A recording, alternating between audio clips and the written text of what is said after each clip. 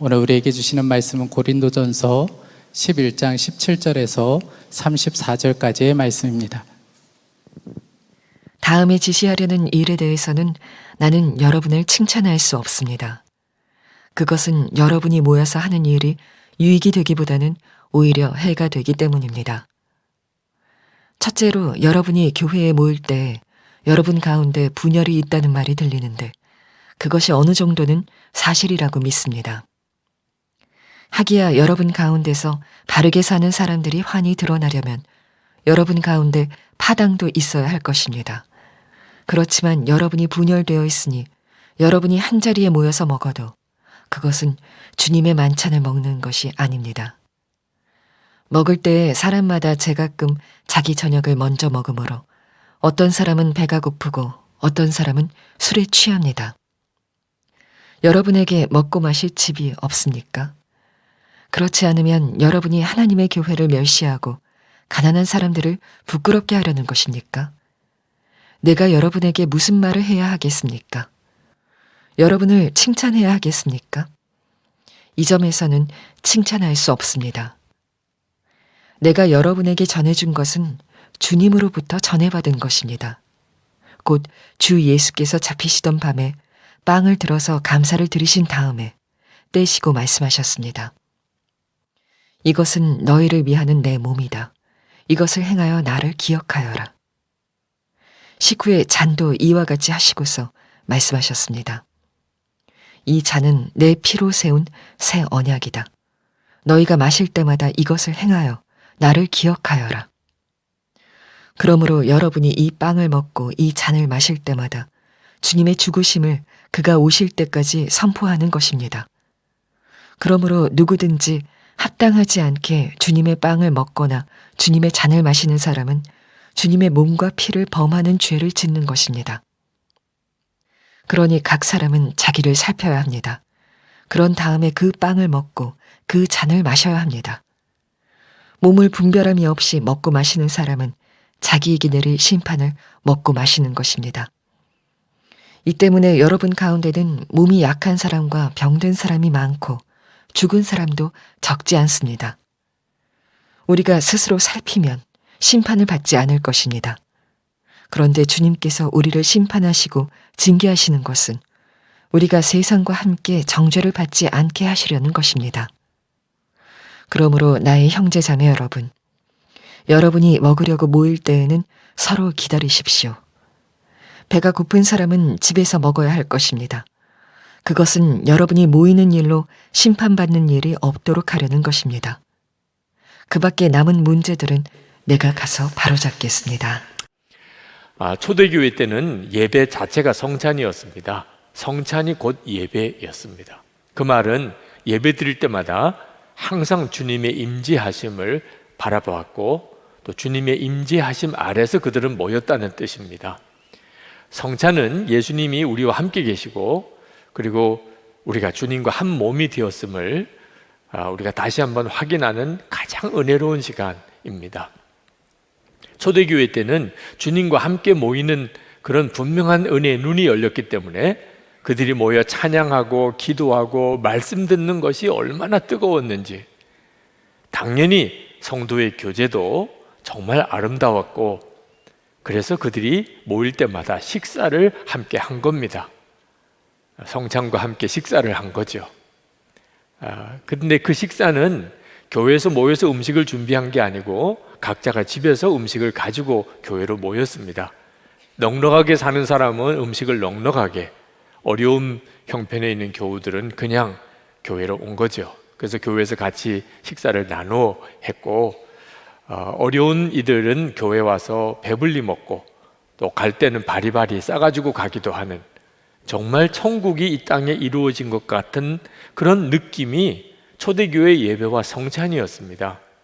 그런데 시간이 지나가면서 그런 성찬의 분위기, 은혜가 가라앉기 시작을 했습니다. 고린도 교회의 예를 들면 교인들 사이에 싸움과 분열이 생긴 겁니다. 근데 교인들 사이에 싸움과 분열이 생겨도 성찬이 제대로 드려졌다면 그 싸움과 분열이 성찬을 통해서 해결이 될 텐데, 싸우고 성찬받고 성찬받고 또 싸우는 일이 계속 이어진 겁니다. 18절에 보면 여러분이 교회에 모일 때에 여러분 가운데 분열이 있다는 말이 들리는데, 그래서 자, 이러니 성찬이 어떻게 은혜로울 수 있겠습니까? 서로 싸우고 갈라지고 그런 사람들끼리 모여서 성찬을 해야 되는데 마음이 해결이 안 된 상태이라면 형식적으로 성찬 받을 수밖에 없지요. 자, 성찬이 형식적으로 드려지기 시작하니까 이제는 음식을 가지고 와서 먹는 것도 끼리끼리 모이기 시작을 한 겁니다. 부자들은 부자들끼리, 가난한 사람은 가난한 사람들끼리 먹게 되는 거예요. 그때 당시는 예배가 저녁에 드려졌습니다. 그런데 집에 종을 부리고 사는 그런 넉넉한 사람은 뭐 저녁 식사쯤에 맞추어서 교회에 와도 상관이 없습니다. 음식 준비시키고 가지고 교회에 와서, 그리고는 넉넉한 사람들끼리 먼저 먹는 겁니다. 저녁 때가 됐으니까. 종살이하는 가난한 사람, 교인들은 다 집안일을 해주고 예배드리러 와야 되니까 늦게 올 수밖에 없는데, 저녁을 못 먹은 채로 예배드리러 왔는데 이미 음식은 넉넉한 사람들끼리 다 먹어버렸습니다. 이런 기가 막힌 일이 벌어진 거죠. 그러니 가난한 사람은 교회 예배드리러 와서 성찬 받을 때 마음이 얼마나 상하겠습니까? 아니, 성찬은 우리가 받은 가장 큰 은혜로운 시간이고 교회가 하나가 되어지는 놀라운 은혜의 통로인데, 오히려 성찬 때문에 교회 안에 분열이 더 커지고 사람들의 마음에 시험이 생기니 사도 바울이 안타까워서 어떻게 이런 일이 있을 수 있냐고 말을 한 겁니다. 22절에 여러분에게 먹고 마실 집이 없습니까? 그렇지 않으면 여러분이 하나님의 교회를 멸시하고 가난한 사람들을 부끄럽게 하려는 것입니까? 사도 바울은 이 성찬에 대하여 주님으로부터 직접 교훈을 받았습니다. 성찬이 도대체 무엇인지. 23절에 내가 여러분에게 전해준 것은 주님으로부터 전해받은 것입니다. 주님이 사도 바울에게 뭐라고 깨우쳐 주셨냐면, 성찬 때 받는 떡은 주님의 살이고 성찬 때 받는 포도주는 주님의 피라. 진짜 주님이 함께 하시는 시간이라. 성찬은 주님을 만나는 시간, 주님과 정말 하나 되는 시간이라. 24절에 이것은 너희를 위하는 내 몸이다. 이것을 행하여 나를 기억하여라.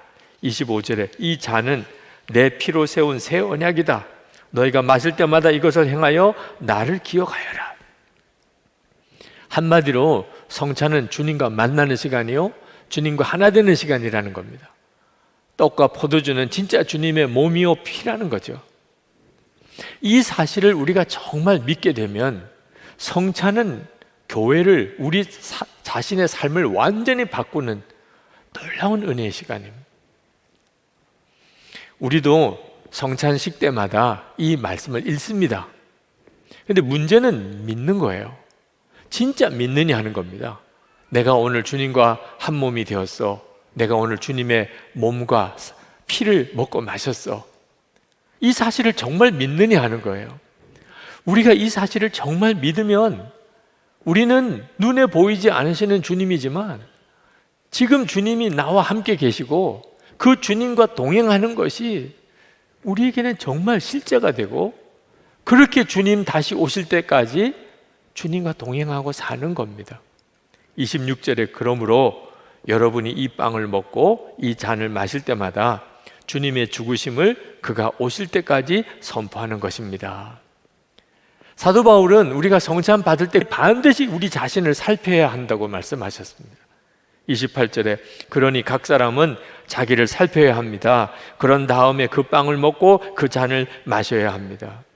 무엇을 살펴야 하는 거죠? 내가 주님과 진짜 한 몸이 된 삶을 살았나? 나는 정말 예수님을 모시고 사는 성전된 그런 삶을 살았나? 성찬 받을 때마다 그거 점검해야 하는 겁니다. 만약에 그렇게 살지 못했다면 분명히 회개해야 합니다. 주님의 몸으로 살지 못했습니다. 주님의 성전답게 살지 못했습니다. 반드시 회개해야 합니다. 그리고 성찬을 통하여 다시 한번 주님의 몸으로 다시 새 출발하는 결단이 있어야 하는 거예요. 만약에 그렇게 하지 않는다면 아유, 성찬 안 받는 것보다 받는 게 낫겠지, 이런 식으로 성찬을 받는다면 오히려 주님의 몸을 더럽히는 죄를 짓는, 주님과 내가 한 몸이 되는데 내가 전혀 준비 없이 성찬을 받으면 오히려 주님의 몸을 더럽히는 죄를 짓는다. 고린도 교회가 실제로 그랬다는 겁니다.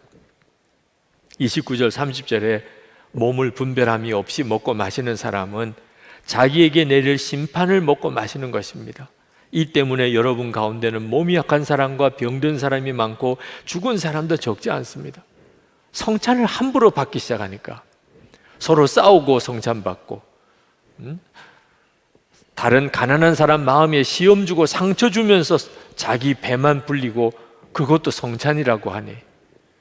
병든 사람이 생기고 시험 든 사람이 생기고 죽는 사람도 생겼다는 거예요.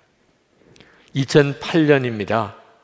지금도 가슴이 떨리는 참 안타까운 일을 겪었습니다.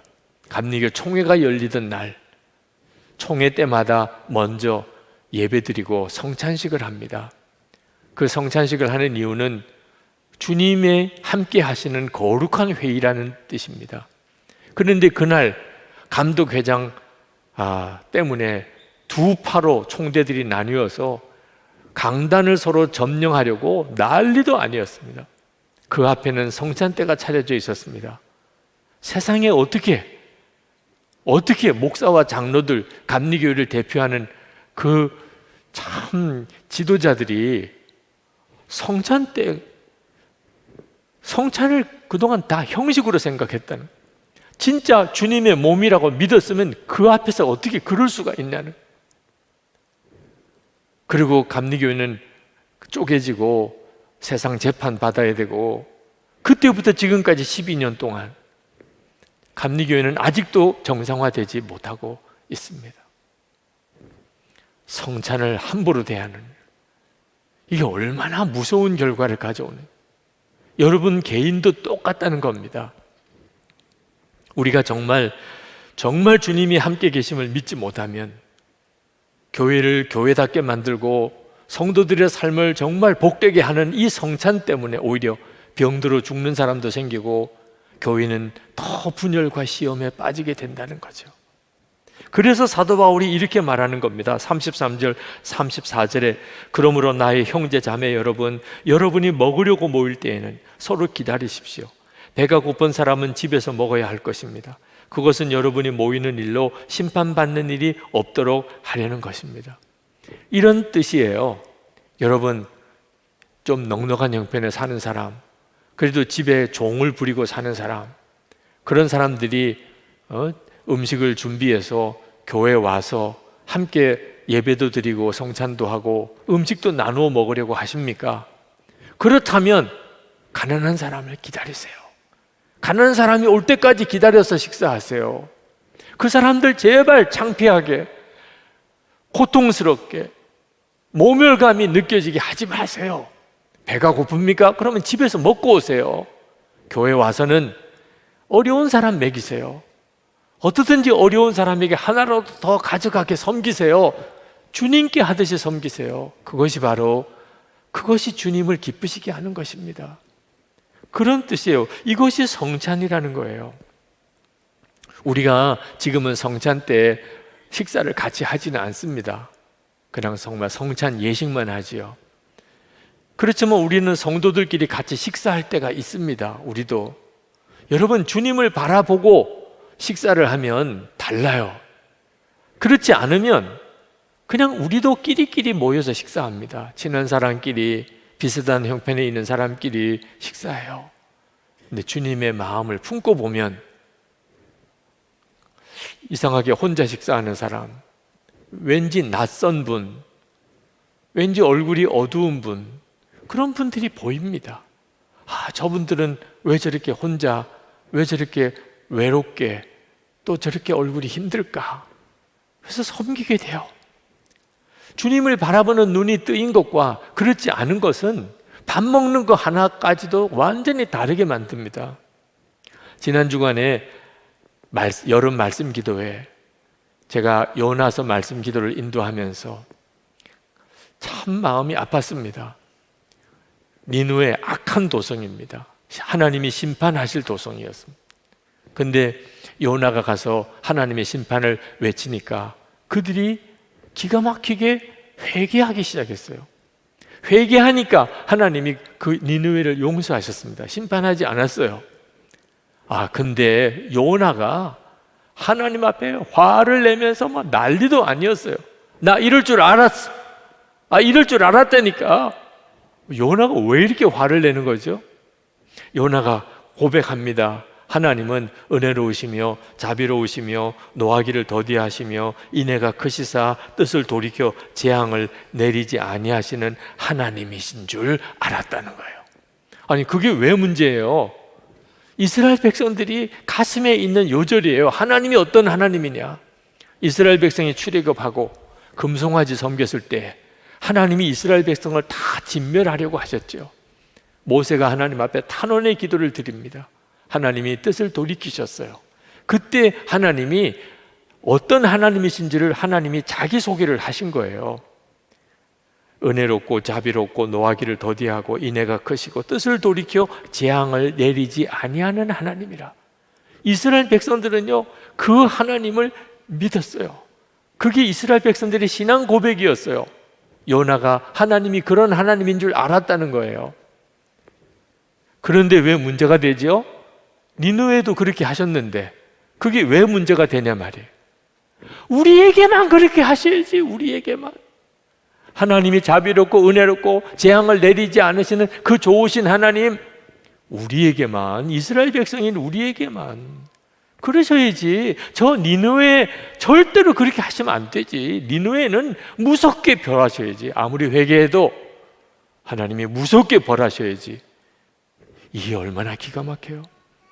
이게 바로 선민사상이 가지고 있는 문제예요. 우리에게만 은혜로우신 하나님, 저 사람들에게는 무자비하신 하나님, 그래야 속이 시원하단. 근데 여러분, 우리도 다 요나 같아요. 은혜는 내게만 은혜로우시고, 그리고 상대방에 대해서는 까다로우신 하나님이기를 원하는, 겉으로는 정말 예수 잘 믿는 것 같은데 속마음은 여전히 자기중심적, 이기심, 욕심 가득한 그런 모습이 지금도 얼마나 많은 그리스도인들의 모습인지, 교회도 그런 모습이라는. 그러니 예수 믿고 싶어도 그 모습 보고 무슨 전도가 되겠냐 말입니다. 우리가 성찬 받을 때 정말 정신 똑바로 차려야 합니다. 우리가 진짜 성찬의 은혜를 정말 안다면 주님과 하나 되는 거예요. 이제는 내 생명은 주님이에요. 이제는 주님이 나를 통해 사시는 거예요. 이 은혜가 성찬의 은혜예요. 그러면 해결 안 될 문제가 없어요. 가정에, 교회에 우리가 성찬만 제대로 받아도 해결 안 될 문제가 없어요. 제가 거듭나고 난 다음에 가장 많이 변한 것 중에 하나가 성찬에서 받은 은혜가 달라졌어요. 저는 그전에도 성찬 받았죠. 그렇지만 성찬이 감동적인 그런 경험은 없었어요. 성찬식 때마다 참회의 기도의 시간이 있어요. 예문에 있으니까. 그러니까 참회의 기도를 했지, 진짜 참회를 드려본 적이 없어요.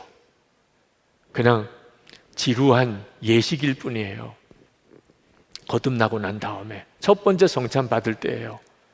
그때 설교가 어떤 설교였느냐, 우리 같은 이런 참 더러운 죄인을 예수님께서 떡을 주시고 포도주를 주시면서 이게 내 살이고 내 피다, 그러니까 우리와 한 몸이 되어 주신 거죠.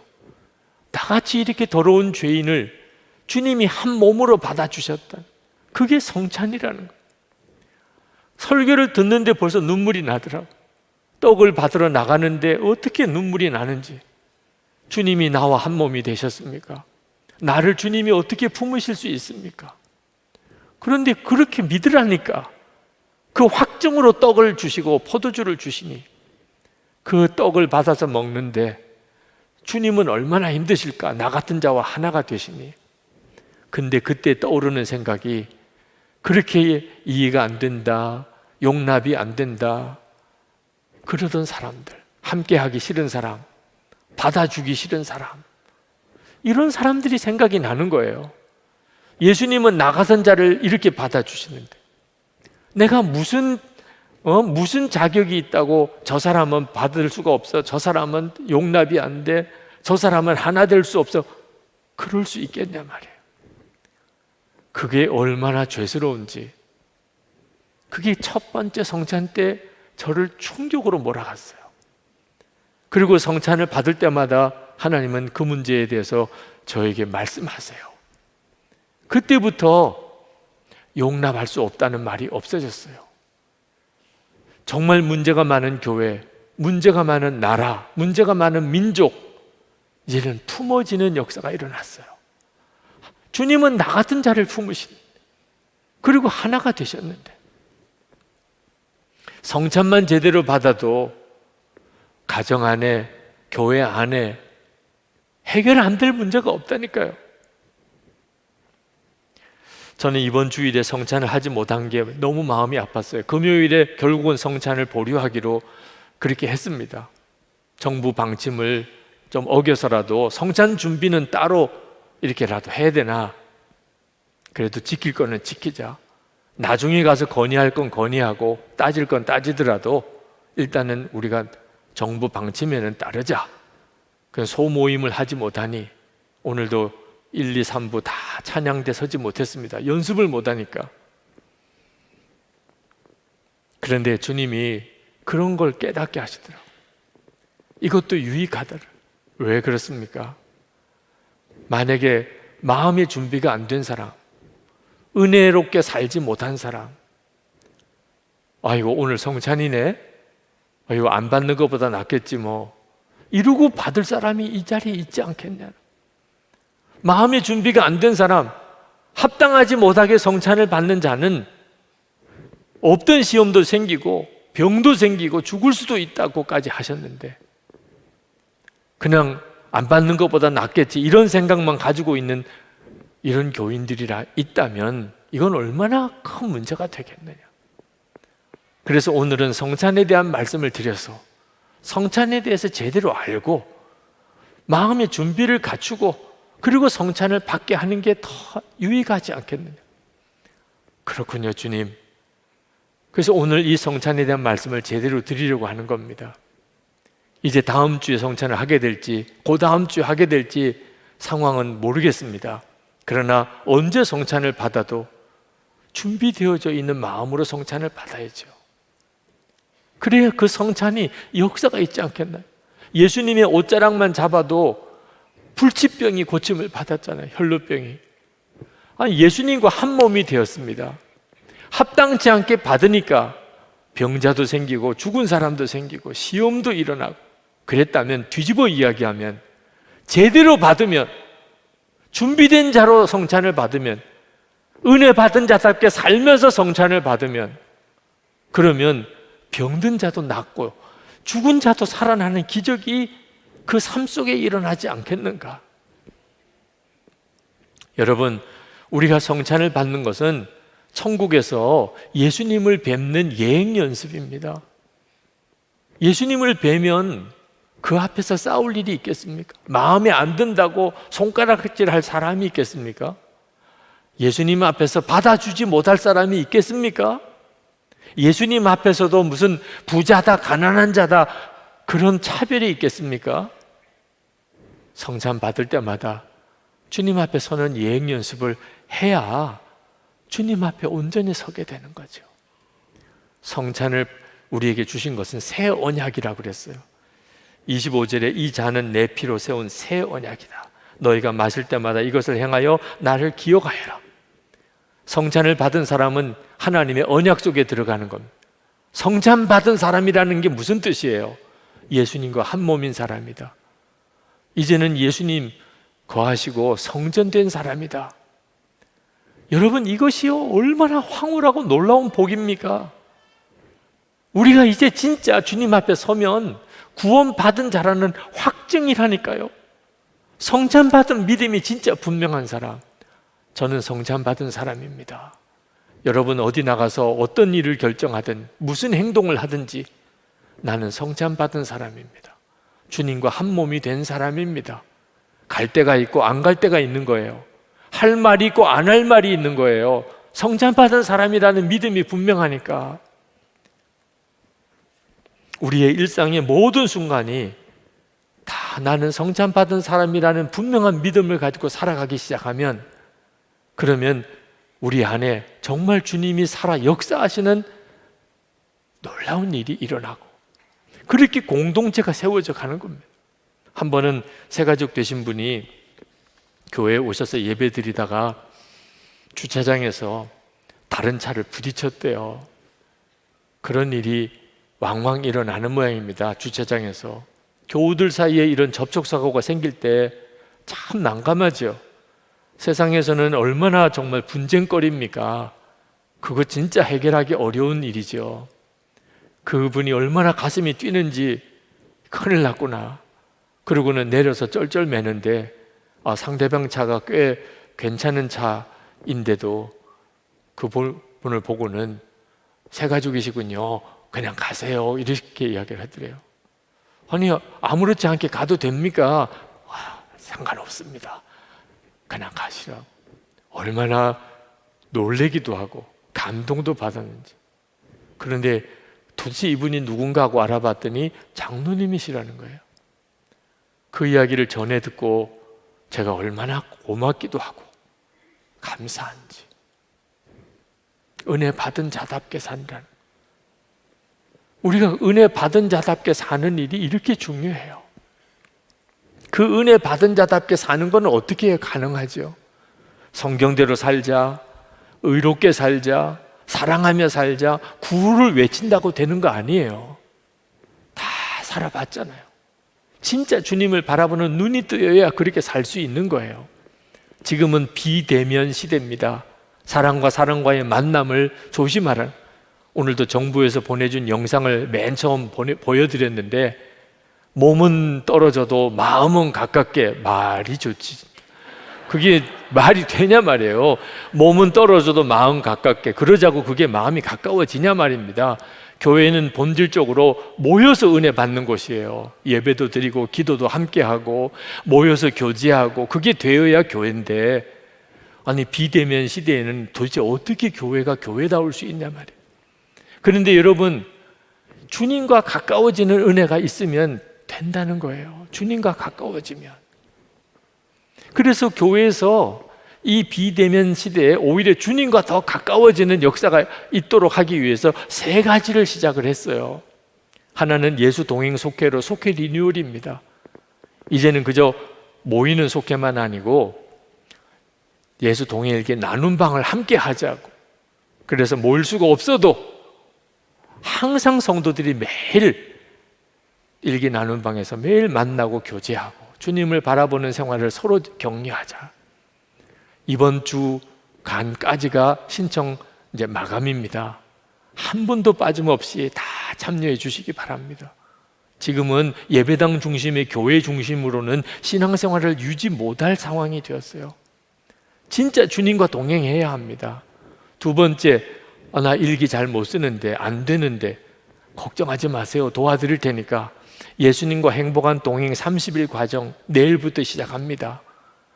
힘들고 어렵고 잘 안 되는 분 얼마든지 다 따라 하실 수 있어요. 30일만 정말 마음을 열고 같이 와 보세요. 그리고 또 하나가 예수님과 동행하는 50일 기도예요. 지금이야말로 기도가 필요한 때인데 모여서 기도를 못하네요. 그러나 하나님이 우리에게 1시간 기도 훈련을 이미 시키셨고 예수 동행 기도 사이트도 만들어 주셔서 혼자서 기도해도 함께 모여 기도하는 것 같은 그런 역사를 이루게 해주셨어요. 1시간 기도 시즌 3입니다. 50일 동안 이제 8월 31일까지 여러분이 신청하시면 매일 기도 메시지가 한 10분 정도의 메시지가 매일 카톡으로 갑니다. 그리고 함께 기도해야 될 내용을 이끌어 줘요. 한 30분 정도는 함께 기도하고 나머지 30분은 개인 기도하는 시간으로. 여러분, 왜 이렇게 해야 합니까? 지금이야말로 주님과의 동행하는 일이 어느 때보다 더 필요한데 오히려 비대면 시대이기 때문에 더 주님과 가까워지자. 주님 안에서 성도들은 떨어져 있어도 하나가 될 수 있다는 거예요. 이 시간 우리 같이 기도하겠습니다. 하나님, 우리가 정말 은혜 받은 자답게 살면서 예배도 드리고 성찬도 받고 그렇게 살고 싶습니다. 주님, 제게 주를 바라보는 눈을 더욱 열어주세요. 주님과 한 몸 된 성찬 받은 자, 다 성찬 받은 기억이 있으시잖아요. 성찬 받은 자예요. 성찬 받은 자 의식을 잃어버리지 않게 하소서. 항상 주를 바라보는 눈을 뜨게 하소서. 그래서 나도 내 심령도 살고 가정도 이 어려운 때에 교회 공동체도 살게 해 주옵소서. 우리 다 같이 통성으로 기도하겠습니다.